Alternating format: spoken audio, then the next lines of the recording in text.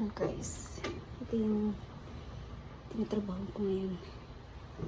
Ngayon ay break time namin kan pag-video ako.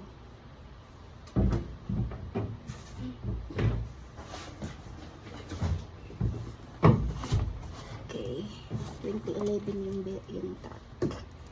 And then yung kasunod nga yung number na ilalagay mo by number dito. Okay, madali lang siya.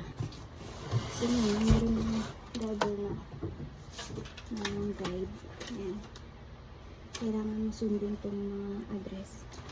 Tapos ang ilalagay. Ayan. Okay. Hanapin natin yung number. Ay, yung name ng address ng pupuntahan. Okay, wala. Walang Cedar Station and Clearview. Yan, yan ang